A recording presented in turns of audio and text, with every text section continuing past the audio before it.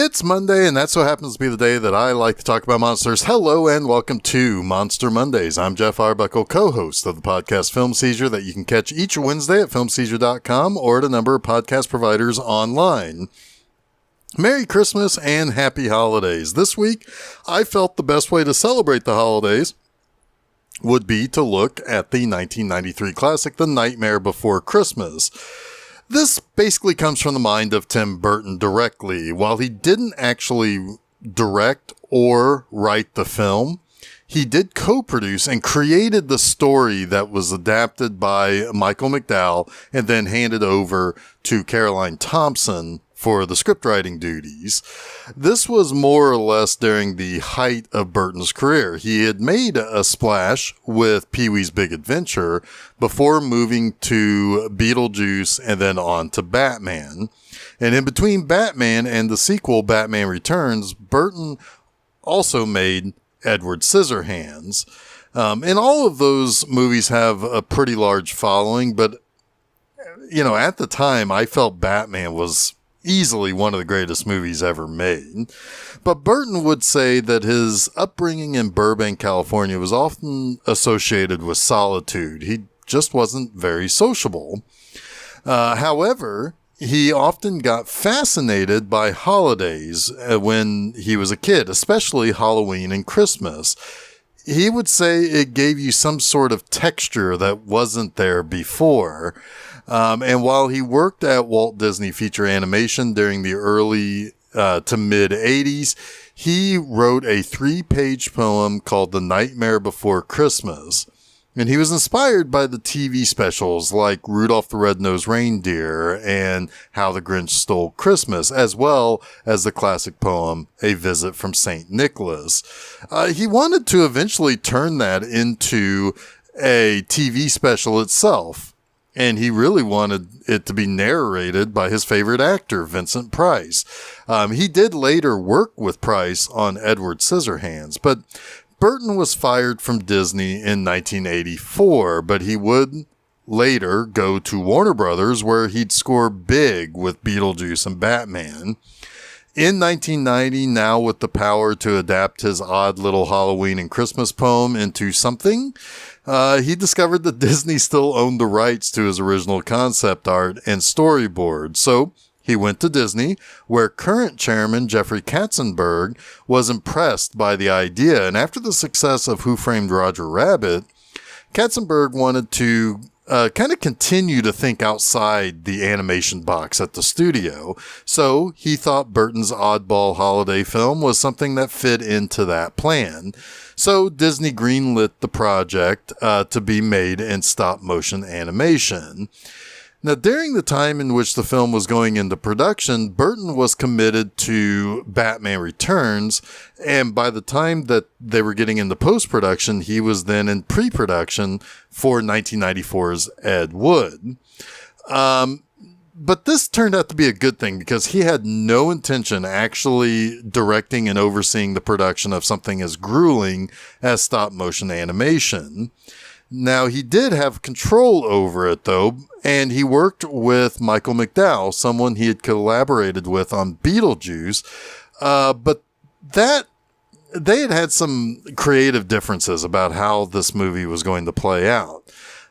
So Burton decided to turn The Nightmare Before Christmas into a musical and brought in his frequent collaborator Danny Elfman to write the music. And Elfman would say that he felt this was one of the easiest jobs he had ever had.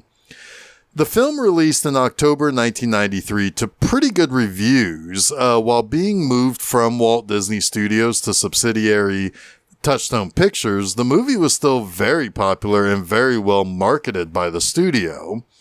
The film came in at a relatively small $24 million budget, which was much smaller than the recent Disney animated features, which meant that the film, when it brought in just under $100 million at the box office, Disney was still over the moon about it. It didn't need to do the business of their mainstream cartoons.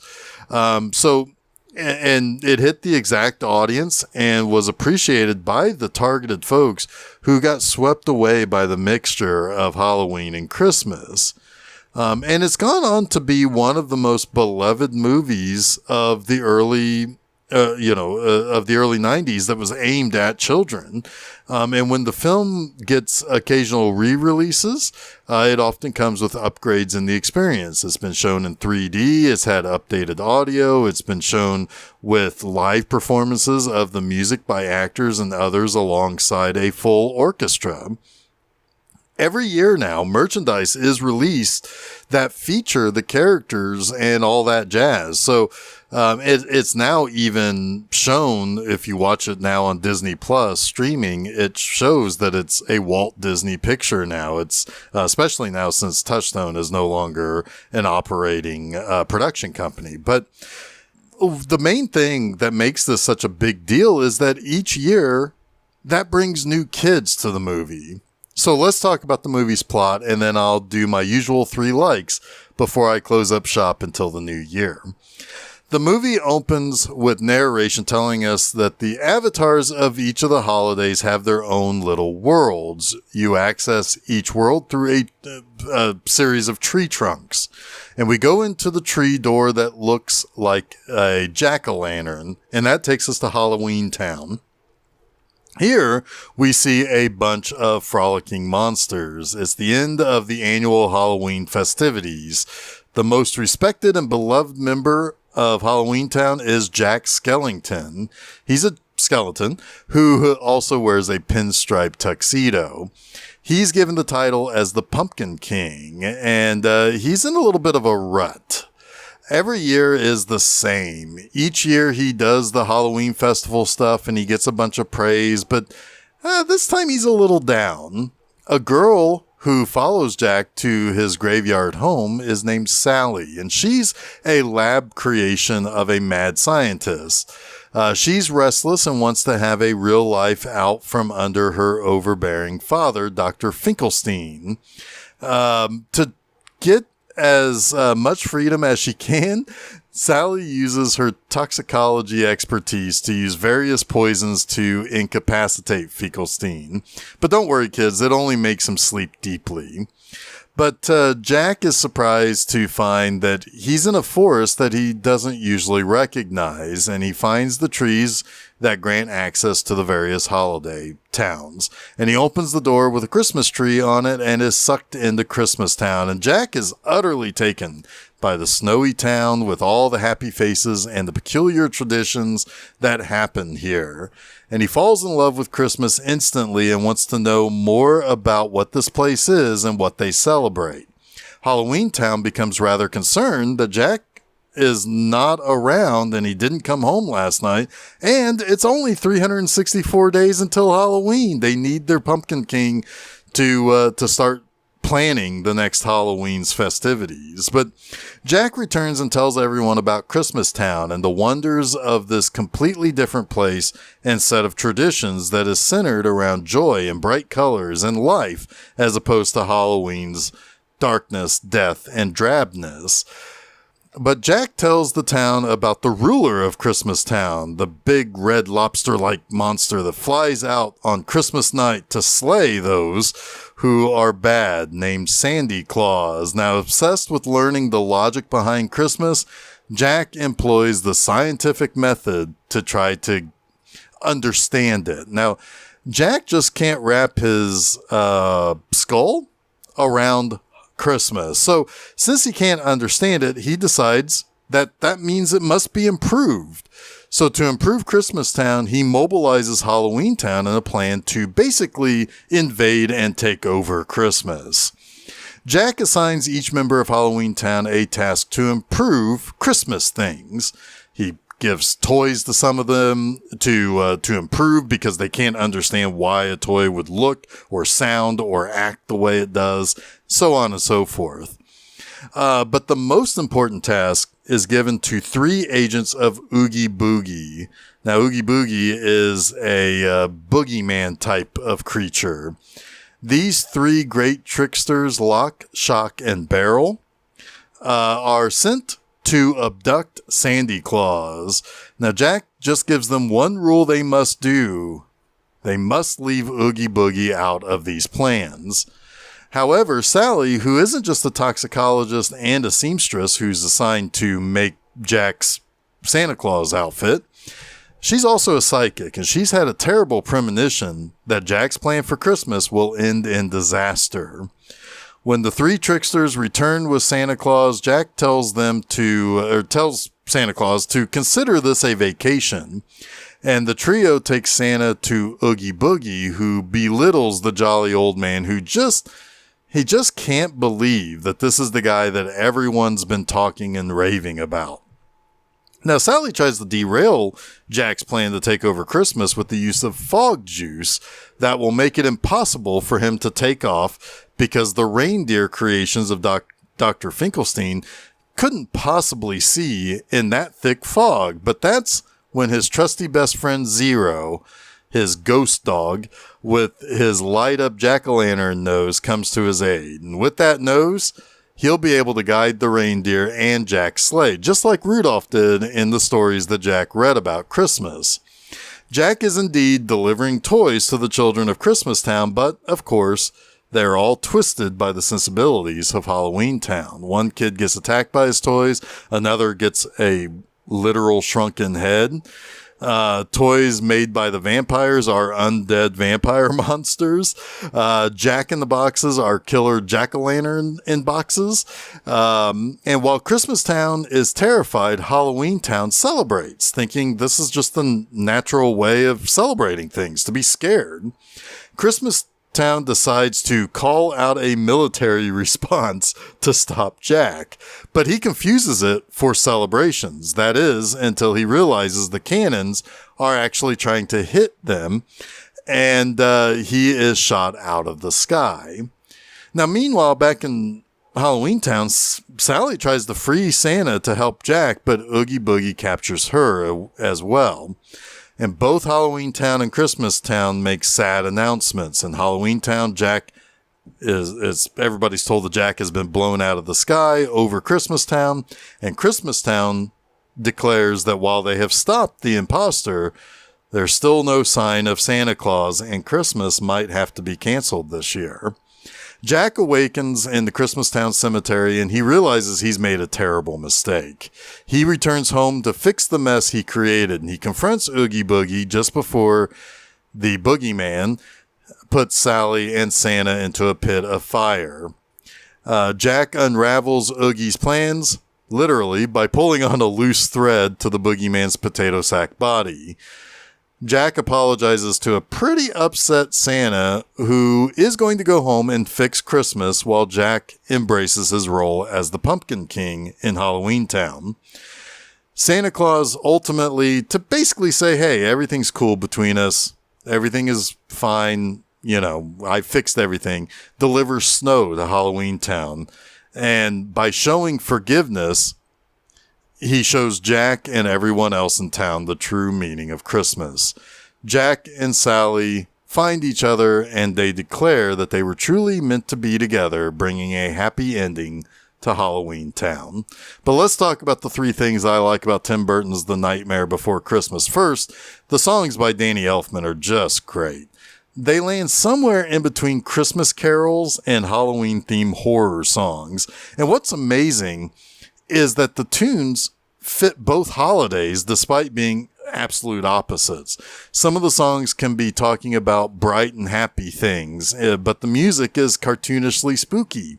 Or, on the opposite side, the tunes can be happy and jaunty, but the lyrics contain things that make more sense to those with darker appreciations. I don't know how this movie could possibly play out if it was not a musical. The music gives everything in the movie life, and it takes away any horror to the monsters in Halloween Town to the little kids who are watching, and it gives everything a personality and cute qualities that surely became adored by those young kids seeing this movie the first time. Second, speaking of personality and charm, the stop motion and character designs are just fantastic. I'll talk a little bit more about the various characters in just a moment, but the stop motion is so good that the movie did receive an Oscar nomination for, of all things, Best Special Effects. It it basically is unsurprisingly lost to Jurassic Park that year, but this movie's animation is so smooth that you'd be forgiven to think that it was computer generated in the vein of Pixar movies. The team of animators led by director Henry Selick started working on this in July of 1991, over 2 years ahead of the release of the film. Puppets had to be made, and then Disney helped a little bit with traditional animation to kind of help kind of piece some stuff together. But Jack Skellington required 400 different heads for his various speaking and singing lines and his emotional expressions. It's a really great production and a major achievement in stop motion animation. And later, Burton would team up again with Selick for James and the Giant Peach, which is also another highly regarded stop motion animation movie. Thirdly, how can you not love the mix of characters from Halloween Town? Jack Skellington is a wonderful figurehead for this movie. His round skull and spindly body and his tuxedo have all become iconic now. And of course, Sally is a cute ragdoll / Frankenstein creation that is simply lovable and someone you kind of identify with. And I love it how she uses her various detachable limbs and how she can sew herself back together. And it gives her a little bit of extra, it gives you a little bit of extra appreciation for the character. I mean, she's smart and she's, and she comes to pieces, but she can fix herself, and it's really great. But beyond our two main characters, the rest of Halloween Town has, they have some typical monsters like vampires that all look like something in between Nosferatu and Bela Lugosi. There are werewolves, of course, and creatures from the Black Lagoon. And Jack's dog Zero, which is a ghost. It's, like a sheet, but has a dog head. It's great. And then beyond that, the rest of the ghouls that inhabit the town that are not recognizable creatures are wonderful creations. Oogie Boogie is that sack-like ghost boogeyman character. The mayor is a pin-headed, two-faced, chubby, triangular thing, and I'm guessing that he's that way because he's a politician. There's a clown that can tear his face off, aptly named Clown with the Tearaway Face. There's a whole corpse family. And of course, Mr. Hyde is there, and there's a bunch of witches. And they're all excellently introduced in the This Is Halloween theme song that plays at the beginning of the movie.